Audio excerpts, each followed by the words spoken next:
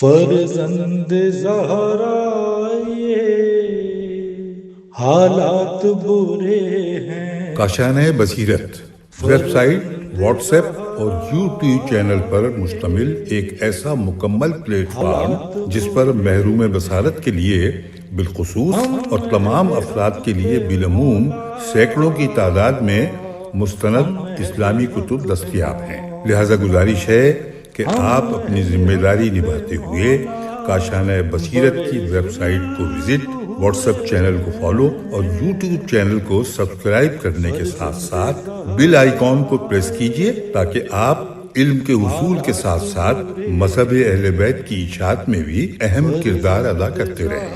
کاشانۂ بصیرت۔ حالات برے ہیں۔ السلام علیکم ورحمۃ اللہ وبرکاتہ۔ سامعین، آپ سماعت فرما رہے ہیں بنیان المرصوص کی جلد اول، جو کہ مقتل حسین ہے۔ مؤلف ہیں حیدر عباس بھٹی صاحب۔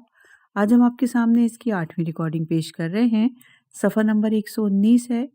عنوان ہے مدینے سے مکہ کا سفر، اور ہم بات کر رہے ہیں امام حسین علیہ السلام کی سفر کی۔ راستے کا انتخاب۔ امام حسین علیہ السلام مکہ کے راستے میں عقبہ بن سمعان کا بیان ہے کہ ہم مدینے سے باہم نکلے اور اصلی راستے سے مکہ کی طرف روانہ ہو گئے۔ راستے میں کسی نے امام حسین علیہ السلام سے کہا، اگر ہم بھی ابن زبیر کی طرح کسی نامعلوم راستے سے نکل جائیں تو کیا ایسا نہیں ہوگا کہ وہ ہم کو پکڑ نہیں پائیں؟ امام حسین علیہ السلام نے جواب دیا، نہیں، خدا کی قسم ایسا نہیں ہو سکتا۔ میں سیدھے راستے کو نہیں چھوڑ سکتا یہاں تک کہ خدا میرے حق میں وہ فیصلہ کرے جو اس کو سب سے زیادہ پسند ہے۔ اور یہ روایت ہے تاریخ طبری جلد نمبر 7 صفحہ نمبر 222، تاریخ کامل جلد نمبر 3 صفحہ نمبر 265، الارشاد صفحہ نمبر 202، مقتل خوارزمی جلد نمبر 3 صفحہ نمبر 189، انسائکلوپیڈیا امام حسین علیہ السلام جلد نمبر 3 صفحہ نمبر 40۔ اور جب امام علیہ السلام کو راستہ تبدیل کرنے کا مشورہ دیا گیا تو امام علیہ السلام نے یہ اشعار پڑھے، جس کا ترجمہ یہ ہے، جب کسی شخص کا کوئی حامی نہ ہو، اپنے گھر والے بھی نہ ہوں، نہ بیوی، نہ بچے، نہ خاندان، تکلیف کے سوا باقی کیا رہتا ہے؟ میرے دشمن کمین گاہ میں ہیں، میں جدھر بھی جاؤں وہ میرا قتل کریں گے۔ اور یہ اشعار ناسخ رمز المصیبہ جلد نمبر 1 میں موجود ہیں۔ صفحہ نمبر 120 ہے۔ عنوان ہے عبداللہ بن متی ادوی کی ملاقات۔ عبداللہ بن متی بن الاسود القرشی کی کنیت ابو سلیمان تھی۔ آپ صحابی رسول تھے۔ تاریخ طبری میں ہے کہ امام حسین علیہ السلام راستے میں ایک جھیل پر اترے تو وہاں عبداللہ بن متی ادوی پہلے سے اترے ہوئے تھے۔ اس وقت عبداللہ بن متی امام حسین علیہ السلام کی خدمت میں شرف یاب ہوئے اور امام علیہ السلام سے کہنے لگے، میری جان آپ پر قربان ہو، آپ کہاں جانے کا ارادہ رکھتے ہیں؟ امام علیہ السلام نے جواب دیا، ابھی تو میں مکہ جانا چاہتا ہوں، بعد میں اللہ جدھر چاہے گا اس کی مرضی کے مطابق اسی طرف چلا جاؤں گا۔ عبداللہ بن متی نے کہا، خداوند عالم آپ پر رحمت نازل کرے اور ہمیں آپ پر قربان کرے۔ آپ اگر مکہ جا رہے ہیں تو دیکھیے کوفے کے کبھی نزدیک نہ جائیے گا، یہ بڑی بری جگہ ہے۔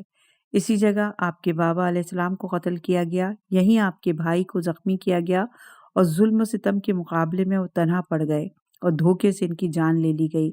آپ حرم ہی میں رہیے کیونکہ آپ سید و سردار عرب ہیں۔ خدا کی قسم اہل حجاز میں کوئی بھی آپ کا ہم نظیر نہیں ہے۔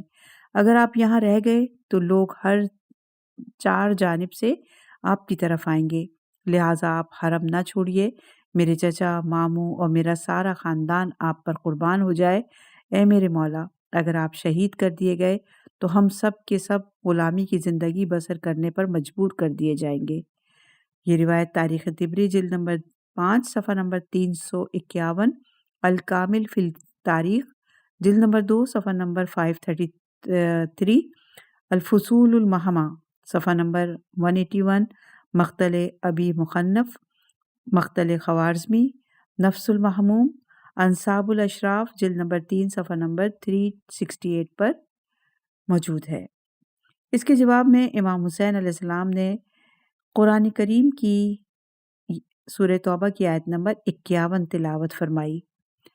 کہہ دیجئے کہ ہرگز ہمیں مصیبت نہیں پہنچے گی، وہی جو اللہ نے ہمارے لیے لکھ دی ہے۔ اور یہ روایت اخبار الطوال صفحہ نمبر 246 پر ہے۔ صفحہ نمبر 121 ہے، عنوان ہے امام علیہ السلام کے لعاب سے پانی کا میٹھا ہونا۔ اس مقام پر عبداللہ بن مطیع کا کنواں بھی تھا۔ عبداللہ بن مطیع نے کہا، یہ میرا کنواں ہے جسے ہم نے کھودا ہے، آج ہی ہم نے اس سے پانی لیا ہے۔ آپ اللہ رب العزت سے ہمارے لیے دعا کریں کہ اس میں برکت پیدا ہو جس سے ہم استفادہ کریں۔ امام علیہ السلام نے فرمایا، تھوڑا سا پانی لے آؤ۔ وہ گھڑے میں پانی لے آیا، آپ نے اس میں سے کچھ پانی پیا، پھر کلی کر کے اس کنویں میں ڈال دیا۔ کنویں کا پانی میٹھا ہو گیا اور اس کا پانی پہلے سے بہت زیادہ ہو گیا۔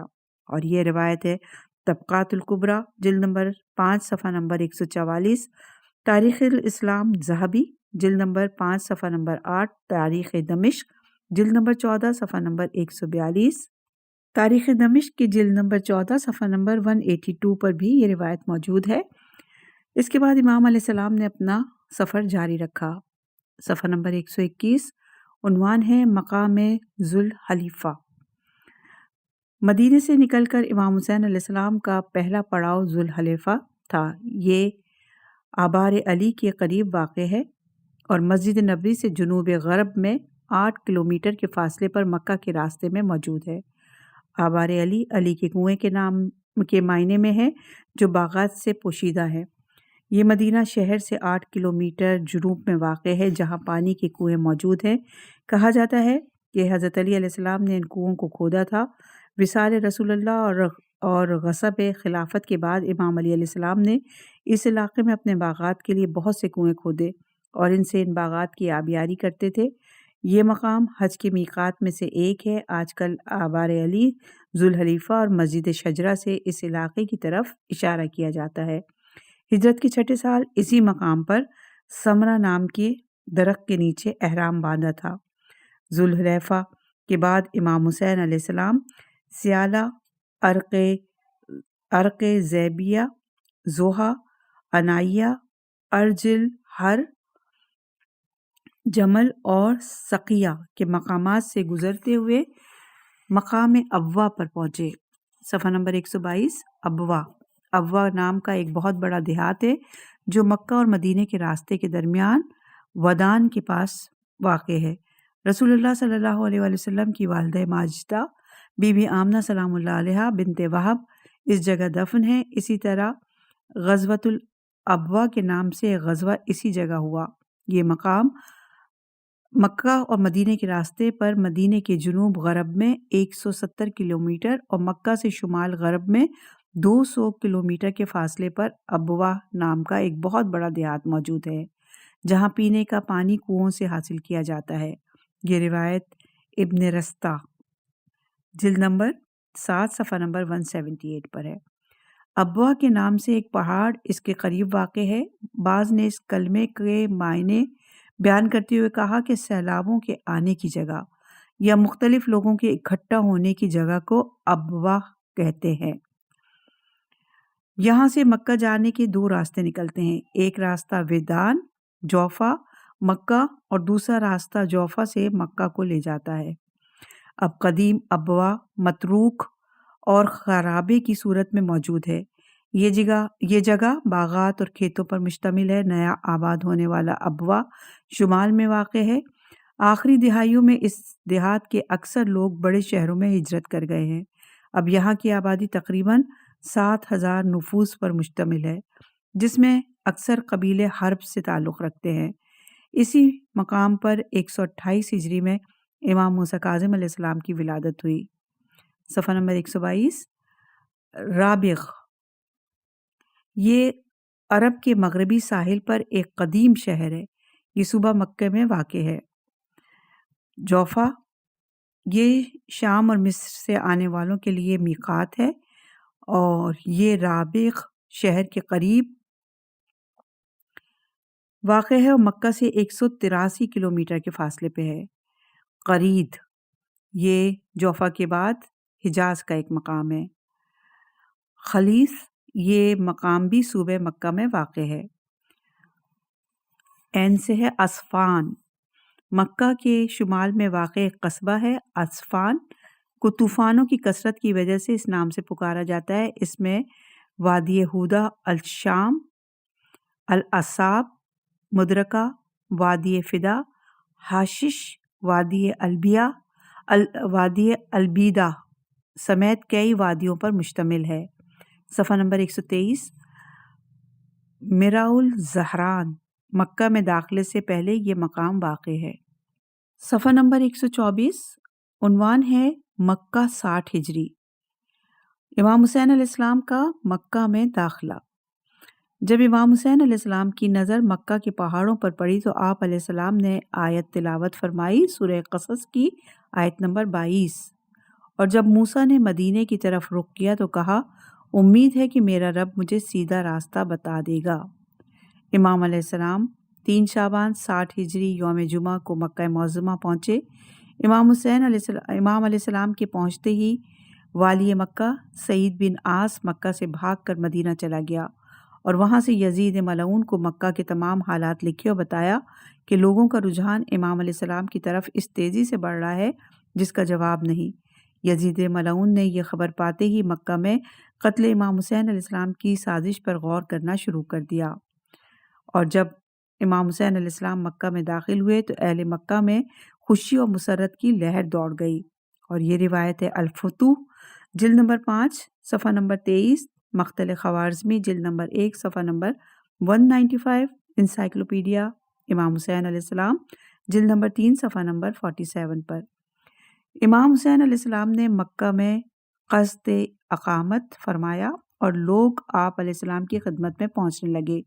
جو لوگ عمرہ کرنے کے لیے مکہ معظمہ آتے تھے وہ بھی آپ علیہ السلام کی خدمت میں شرف یاب ہونے لگے۔ عبداللہ بن زبیر آپ علیہ السلام سے پہلے مکہ میں پہنچ چکا تھا۔ جو لوگ نماز و طواف میں سرگرم تھے وہ بھی روزانہ یا ایک دن چھوڑ کر آپ علیہ السلام کے پاس ملاقات کے لیے آنے لگے۔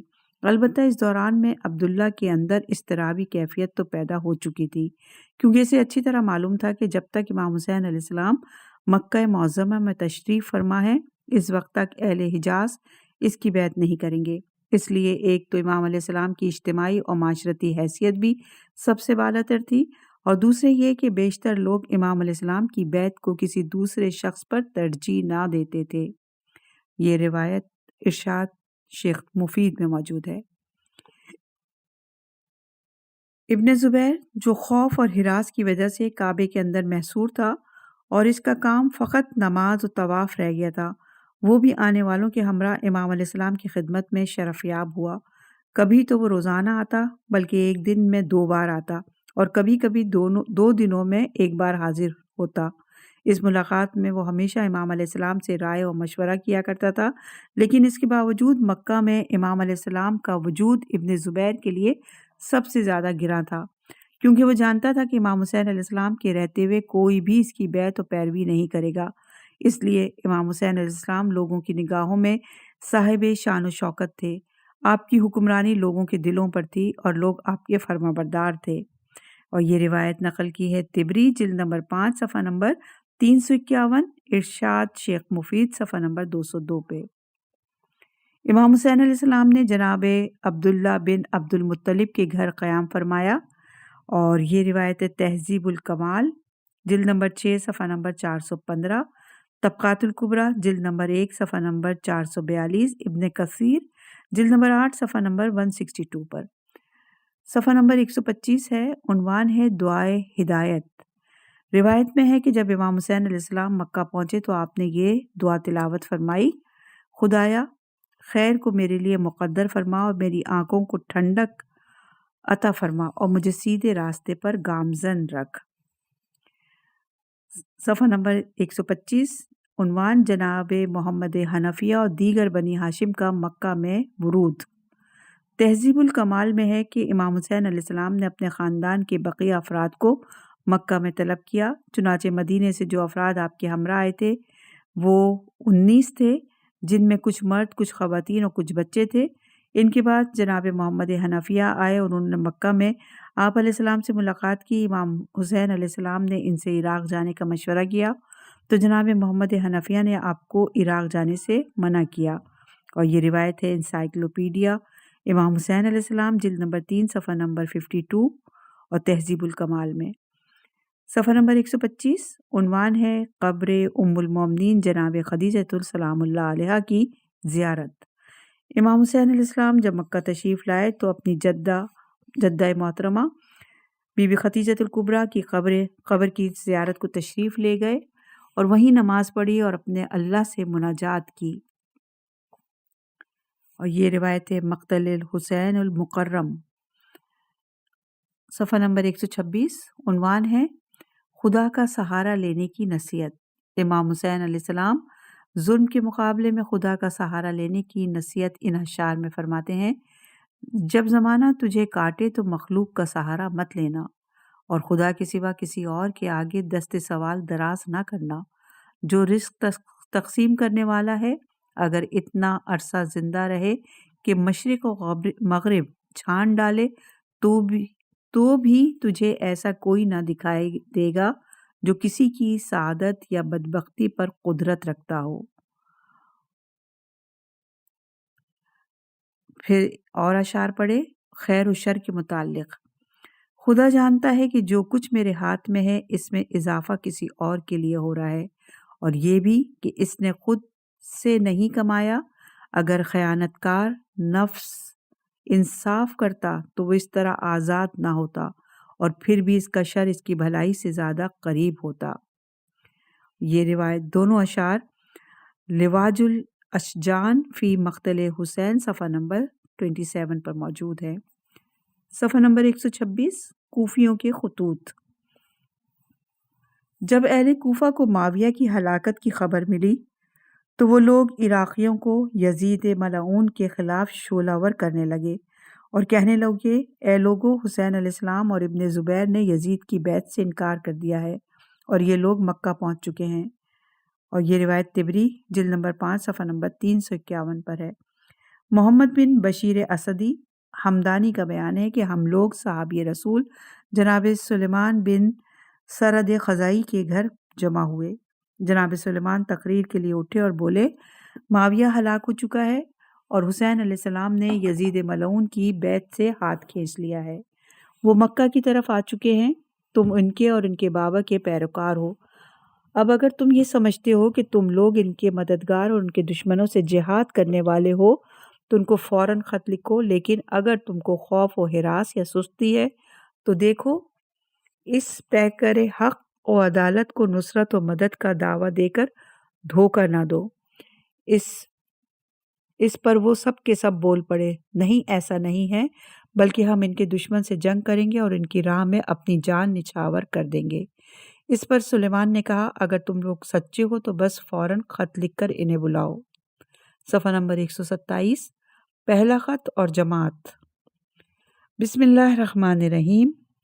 سلیمان بن سرد، مسیب بن نجبہ، رفع بن شداد اور حبیب ابن مظاہر اور کوفے کے مومنین اور مسلمین کی جانب سے حسین بن علی کے نام آپ پر سلام ہو۔ ہم آپ کی خدمت میں اس خدا کی حمد و ستائش کرتے ہیں جس کے علاوہ کوئی معبود نہیں۔ اما بعد، حمد اس خدا کی جس نے آپ کے بدترین اور کینہ توز دشمن کو درہم اور برہم کر دیا۔ وہ دشمن جس نے خدا کی ذرہ برابر پرواہ کیے بغیر اس امت پر حملہ کر دیا، ظلم و ستم کے ساتھ اس امت کی حکومت کی باغ ڈور اپنے ہاتھوں میں سنبھال لی اور قوم کی ساری ثروت کو غصب کر لیا، ظلم و ستم کی بنیادوں پر حکمرانی کی، نیک خو اور شائستہ سرپرست افراد کو نابود کر دیا، شرپسند عناصر اور تباہی مچانے والوں کو محفوظ رکھا، قومی سرمایہ اور خدائی اموال کو ظالموں اور دولت کے پجاریوں کے ہاتھوں میں تقسیم کر دیا۔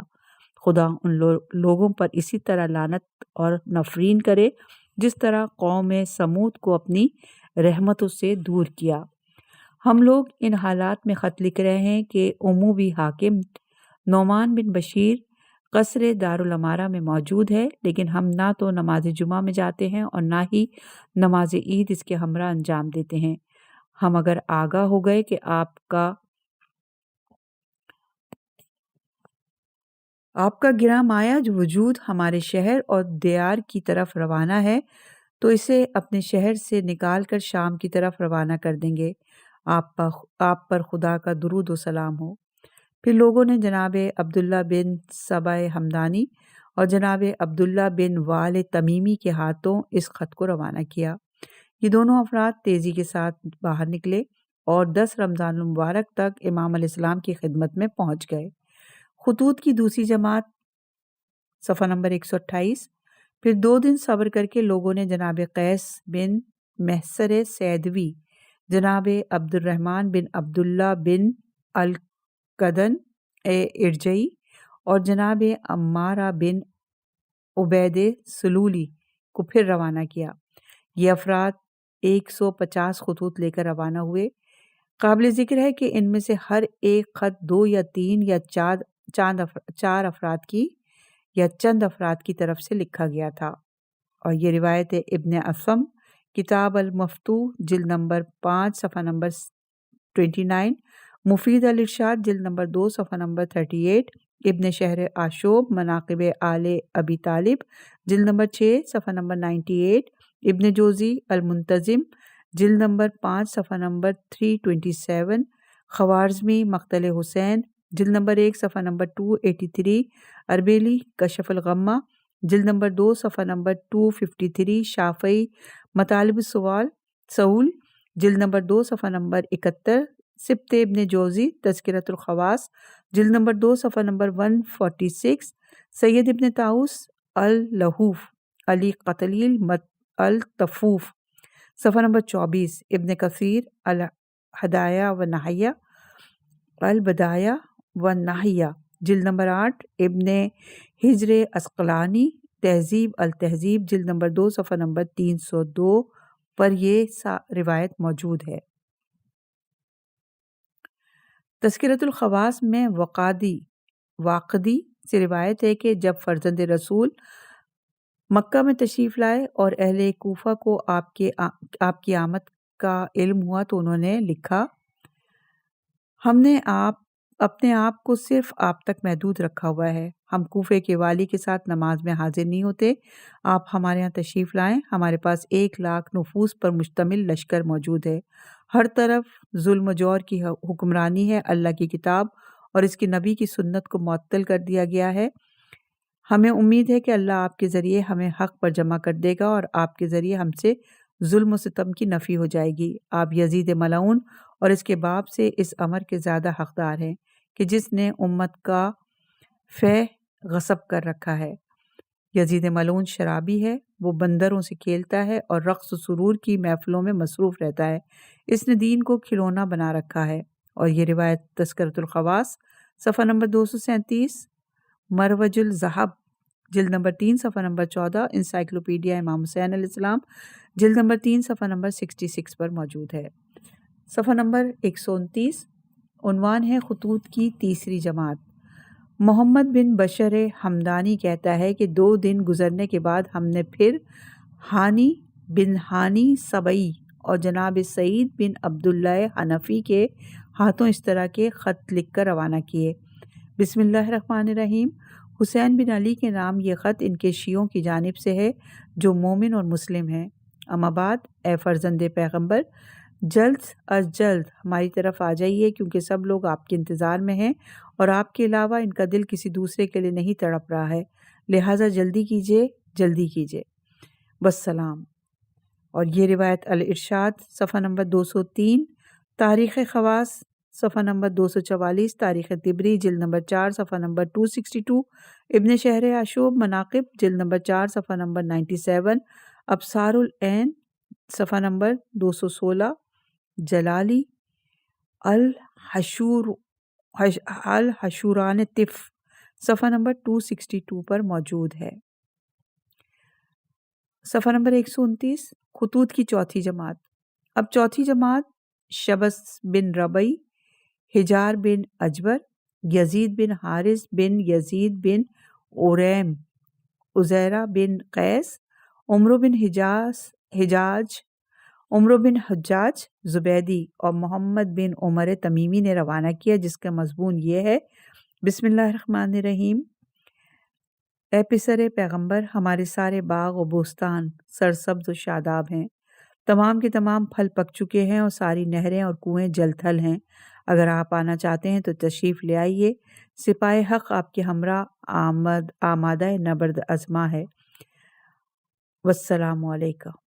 صفحہ نمبر یہ روایت تبری، تاریخ تبری جلد نمبر 4 صفحہ نمبر 261 اور 262، ابصار العین صفحہ نمبر 216، مناقب ابن شہر عاشوب جلد نمبر 4 صفحہ نمبر 97، اور عنصر شجاعت جلد نمبر 1 صفحہ نمبر 162، ارشاد صفحہ نمبر 2 صفحہ نمبر 36 پر، صفحہ نمبر 2 پر بھی ہے، صفحہ نمبر 36 پر بھی، صفحہ نمبر 129، اور عنوان خطوط کی تعداد۔ اس وقت تک مجموعی طور پر 12,000 خط پہنچ گئے۔ آخری خط ہانی بن ہانی اور جناب سعید بن عبداللہ حنفی کا تھا۔ آپ علیہ السلام نے ان تمام خطوط کو سنبھال کر رکھنے کا حکم دیا۔ صفحہ نمبر 130، امام حسین علیہ السلام کا جوابی خط۔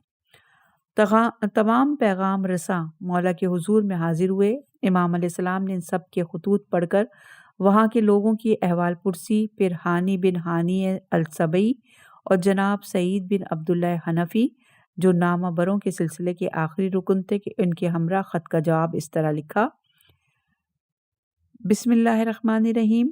یہ خط حسین بن علی کی طرف سے مومنین اور مسلمین کے ایک گروہ کے نام۔ اما بعد، ہانی اور سعید تمہارے خطوط لے کر ہمارے پاس پہنچ چکے ہیں۔ یہ دونوں ان نامہ رسانوں میں سے آخری نامہ رساں ہیں جو اب تک میرے پاس آ چکے ہیں۔ میں نے ان چیزوں کو اچھی طرح سمجھ لیا ہے جس کا قصہ تم لوگوں نے بیان کیا اور جن باتوں کا تم لوگوں نے ذکر کیا ہے۔ تم میں اکثر و بیشتر لوگوں کی گفتگو کا خلاصہ یہ ہے کہ ہمارے پاس کوئی امام نہیں ہے، لہٰذا آ جائیے۔ شاید خداوند عالم آپ کے وسیلے سے ہم لوگوں کو ہدایت اور حق پر جمع کر دے۔ میں تمہاری طرف اپنے بھائی، اپنے چچا کے بیٹے جناب مسلم بن عقیل اور اپنے خاندان کے اس فرد کو بھیج رہا ہوں جس پر مجھے اعتماد ہے۔ میں نے ان سے کہا ہے کہ وہ وہاں جا کر تمہارے آرا اور خیالات سے مجھ کو مطلع کریں۔ اب اگر انہوں نے مجھے مطلع کر دیا کہ تمہارے خیالات وہی ہیں جو تم نے اپنے خطوط میں تحریر کیے ہیں، جسے میں نے دقت سے پڑھا ہے، اور صرف عوام ہی نہیں بلکہ تم میں سے ذمہ دار اور صاحبان فضل اور شرف افراد بھی اس پر متفق ہیں، تو انشاءاللہ بہت جلد میں تم لوگوں کے پاس آ جاؤں گا۔ قسم ہے میری جان کی، امام تو بس وہی ہے جو کتاب خدا پر عمل کرنے والا ہو، عدل و انصاف قائم کرنے والا، حق پر قائم رہنے والا، اس کو اجرا کرنے والا، اور اللہ کی راہ میں خود کو وقف کر دینے والا ہو۔ والسلام۔ یہ روایت نفس المحموم، تاریخ تبری جلد نمبر 5 صفحہ نمبر 353، تاریخ کامل فی تاریخ جلد نمبر 2 صفحہ نمبر 534، الارشاد جلد نمبر 2 صفحہ نمبر 29، روضۃ الواعظین صفحہ نمبر 191، مناقب ابن عاشوب جلد نمبر 4 صفحہ نمبر 90، بہار الانوار جلد نمبر 44 صفحہ نمبر 334، اعلام الورا جلد نمبر 1 صفحہ نمبر 436، انسائکلوپیڈیا امام حسین علیہ السلام جلد نمبر 3 صفحہ نمبر 72 پر۔ صفحہ نمبر 131 ہے اخبار الطوال، صفحہ نمبر 230 میں خط کی عبارت اس طرح ہے: بسم اللہ الرحمن الرحیم، السلام علیکم۔ اما بعد، مجھے تمہارے خطوط موصول ہوئے جن میں تم نے اپنی اس خواہش کا اظہار کیا کہ میں تمہارے پاس آؤں۔ میں اپنے خاندان میں سے اپنے بھائی ابن ام اور باوثوق شخص جناب مسلم بن عقیل کو تمہارے پاس بھیج رہا ہوں، اور وہ تمہارے حالات کا جائزہ لیں گے اور تمہارے اجتماع کی مجھے خبر دیں گے۔ اگر معاملات تمہارے خطوط اور تمہارے قاصدوں کے بیانات کے مطابق ہوئے تو پھر میں جلد از جلد تمہارے پاس آ جاؤں گا انشاءاللہ۔ والسلام۔ جناب مسلم بن عقیل مدینہ منورہ سے امام علیہ السلام کے ہمراہ مکہ معظمہ آئے تھے۔ امام علیہ السلام نے ان سے فرمایا: اے میرے فرزند ام، میری رائے یہ ہے کہ آپ کوفے جائیں اور جا کر دیکھیں کہ وہاں کے لوگوں کی رائے کیا ہے۔ جو کچھ انہوں نے اپنے خطوط میں لکھا ہے اگر وہ واقعی ایسے ہی ہوں تو میری طرف فوراً خط بھیجنا، تاکہ میں تیزی کے ساتھ تمہارے پاس آ سکوں۔ اگر حالات اس کے برعکس ہوں تو فوراً واپس چلے آنا۔ اور یہ روایت ہے انسائکلوپیڈیا امام حسین علیہ السلام جلد نمبر 3 صفحہ نمبر 70 پر۔ صفحہ نمبر 131 عنوان ہے امام حسین علیہ السلام کا خطبہ۔ جب امام حسین علیہ السلام حج کو عمرے میں تبدیل کر کے عراق کی جانب روانہ ہونے کا عزم کر چکے تو وہاں مکہ میں لوگوں سے مخاطب ہو کر فرمایا،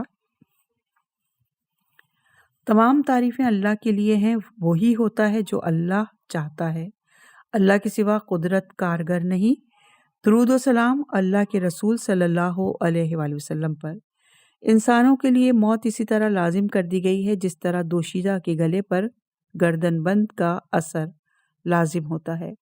مجھے اپنے اسلاف اور اجداد سے ملاقات کا اتنا ہی اشتیاق ہے جتنا شوق یعقوب علیہ السلام کو یوسف علیہ السلام سے ملنے کا تھا۔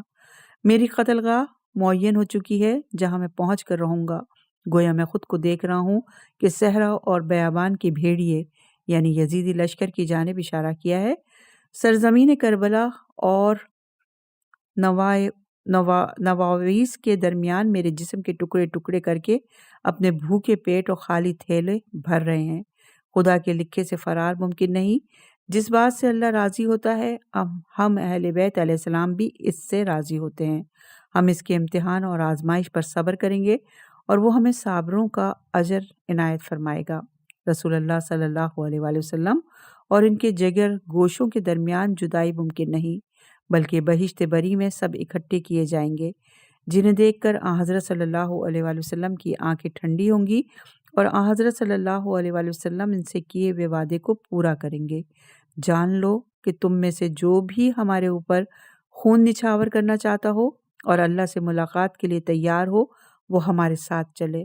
میں انشاءاللہ کل صبح روانہ ہو جاؤں گا۔ اور یہ روایت ہے ابصار العین اللہوف صفحہ نمبر 126، مشیرال الاحزان صفحہ نمبر 41، انصار الحسین دراستہ ان شہدائے سورۃ الحسین صفحہ نمبر 9، نفس المحموم حدائق الوردیہ جلد نمبر 1 صفحہ نمبر 114، اور کشف الغمہ جلد نمبر 2 صفحہ نمبر 241، نزہۃ الناظر صفحہ نمبر 86، بہار الانوار جلد نمبر 44 صفحہ نمبر 366، مختل خوارزمی جلد نمبر 2 صفحہ نمبر 5 پر یہ روایت موجود ہے۔ صفحہ نمبر 132 ہے جناب محمد حنفیہ کا مشورہ۔ جناب محمد حنفیہ نے یہ کلمات جب سنے امام حسین علیہ السلام کے تو امام علیہ السلام کے پاس آئے اور عرض کیا، اے بھائی، آپ کوفے کے لوگوں کے مکر و خیانت کو جانتے ہیں، آپ جانتے ہیں کہ انہوں نے آپ کے بابا اور بھائی کے ساتھ کیا سلوک کیا، لیکن سختی سے ڈرتا ہوں کہ کہیں وہی مکر اور دھوکہ آپ کو بھی دیں جو آپ کے بزرگان کو دیا، اور میرا خیال ہے کہ اگر یہیں پر رہیں تو آپ زیادہ محفوظ ہیں۔ امام حسین علیہ السلام نے فرمایا، اے بھائی، مجھے فکر ہے کہ یزید بن معاویہ ملعون مکر و حیلہ کے ساتھ مجھے حرم میں قتل کرے گا اور اس گھر کا احترام میرے قتل ہونے سے ختم ہو جائے گا۔ جناب محمد حنفیہ نے فرمایا، اس صورت میں بہتر ہے کہ آپ عراق کے بجائے یمن کسی اور محفوظ مقام کی جانب تشریف لے جائیں۔ امام علیہ السلام نے فرمایا، میں آپ کی تجویز پر غور کروں گا۔ اور یہ روایت لہوف صفحہ نمبر 128 پر ہے۔ صفحہ نمبر 133، کوفہ جانے سے روکنے والے۔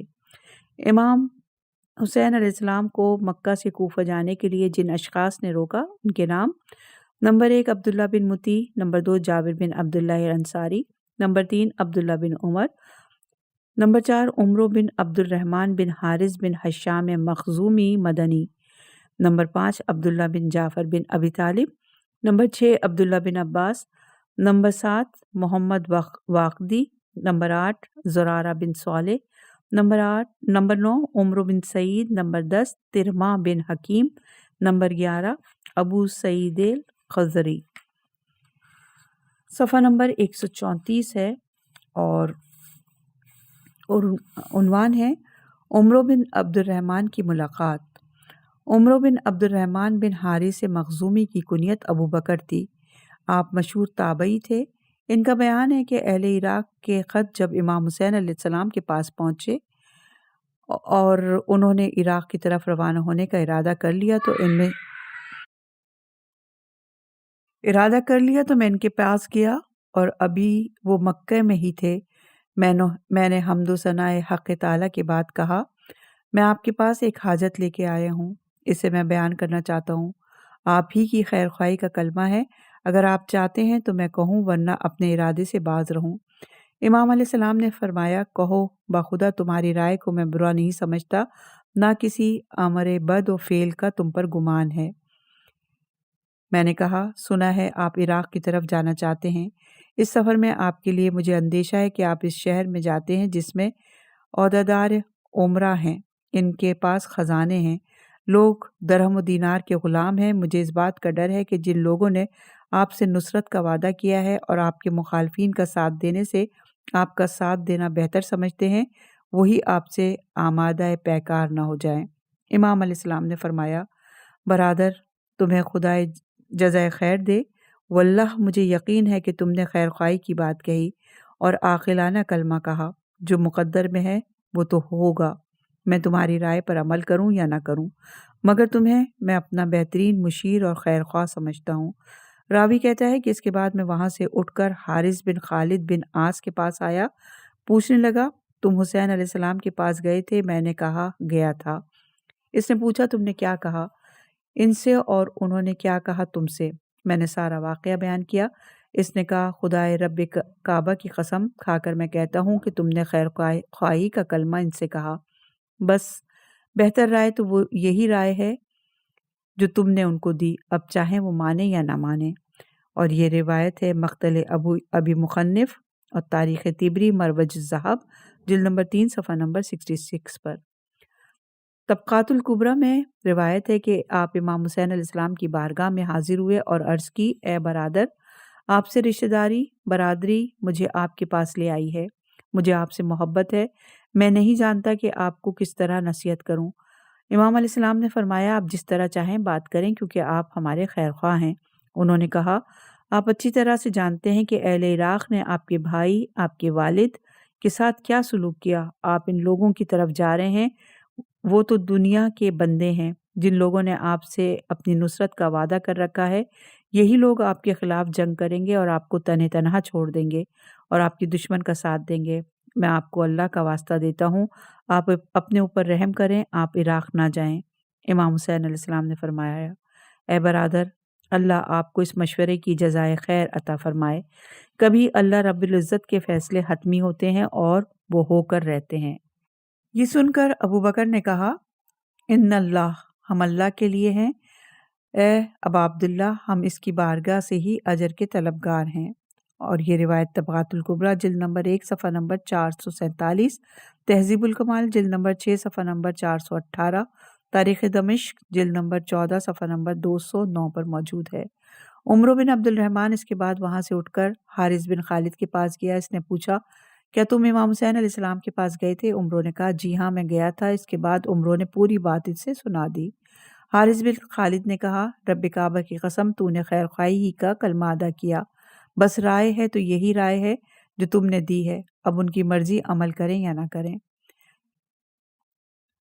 اپنے بیان کو ہم یہیں روکتے ہیں، اور ابھی یہ سب ملاقاتیں جاری ہیں اور لوگ آ رہے ہیں امام کے پاس اور انہیں مشورہ دے رہے ہیں۔ انشاءاللہ کہ اگلی ریکارڈنگ میں نئی ملاقات کا تذکرہ